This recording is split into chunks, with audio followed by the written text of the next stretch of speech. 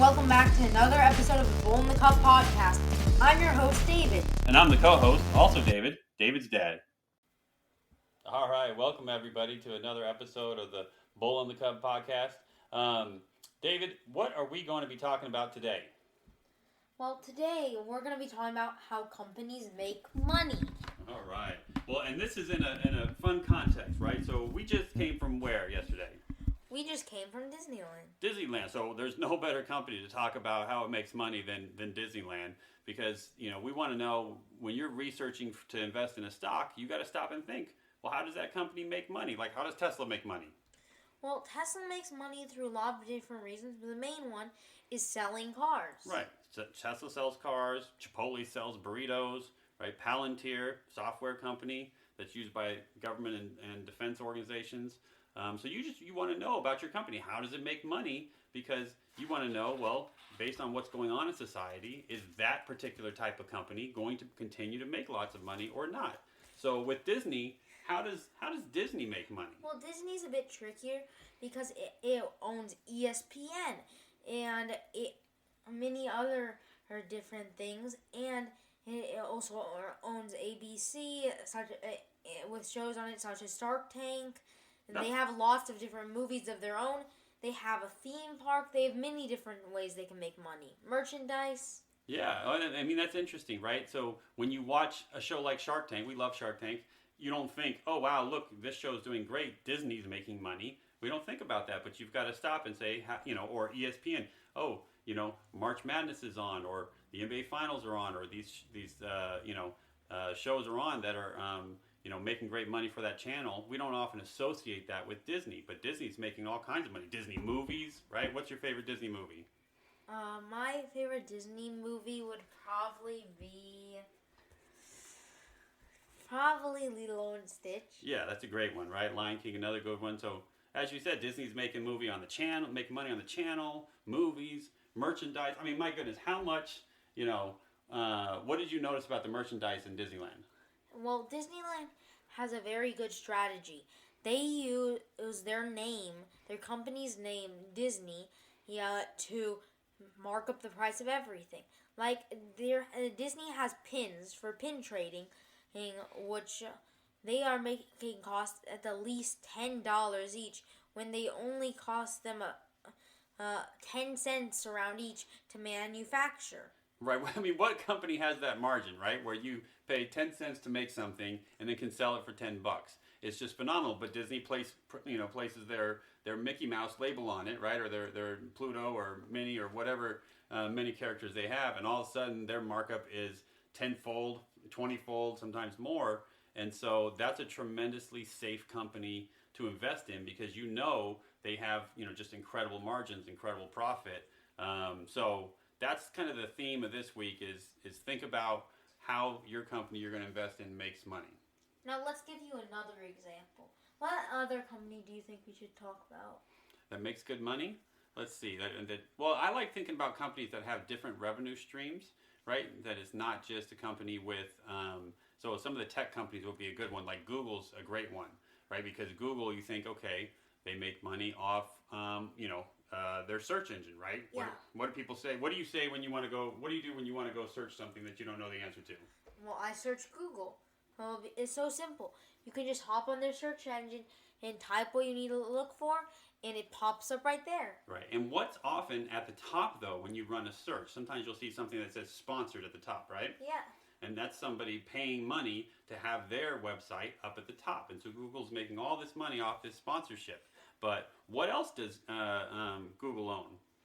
Google also owns YouTube, which we are actually also using to show this podcast. Right. So we always want to ask ourselves, what do these companies own, and what are their different sources of revenue? Is it just one thing, like Chipotle selling burritos, or is it something where they have multiple sources of revenue? That's something to think about when you go to invest. So Any other thoughts, or we want to get back to our game? I think we should just start up on our game again. Okay, so last week I had picked Nike as my company to invest in, coming right off Super Bowl. They had an incredible Super Bowl ad.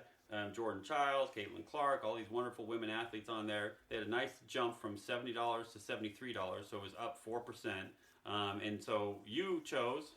I chose Google, and so far, Google has just stayed flat at the same amount, 188. Hasn't gone up or down, which is fine.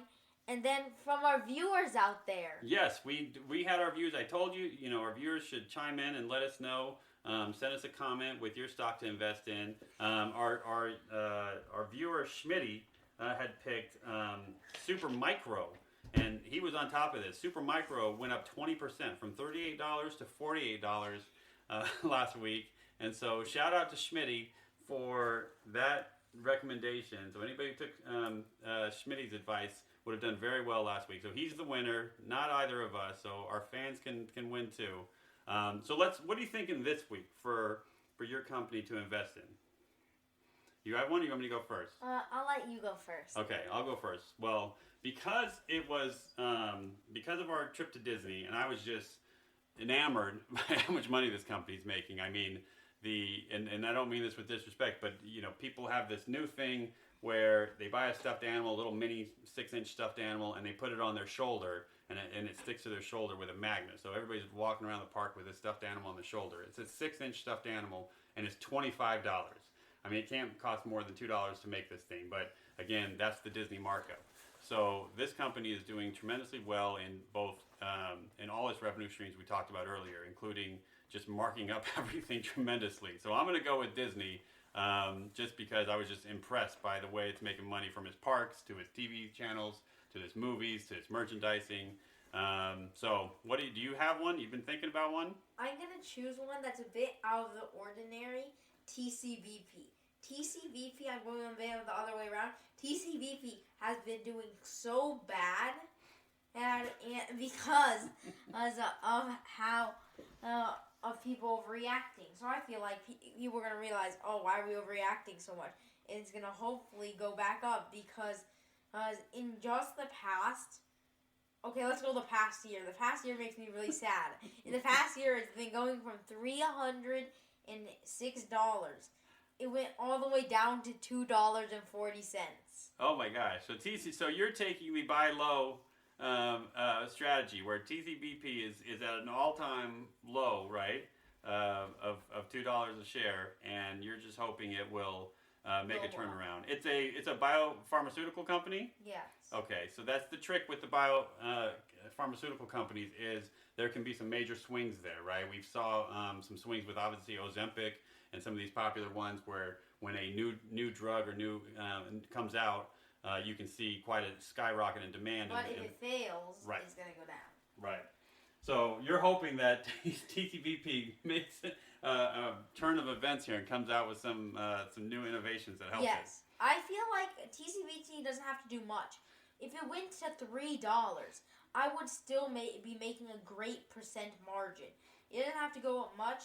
I feel like it physically can't go down more. So that's why I'm picking TCVP as my company. Okay, I like it. Buying low and hoping for some movement there. I love it. Okay, thanks for playing again the game. Thank you to our listeners. If you have any recommendations for a future show, let us know. If you have any stock recommendations, let us know, and we'll see if you are the winner for the week, and we'll give you a shout out on the next episode. Yeah, we'll see you in the next one. Bye.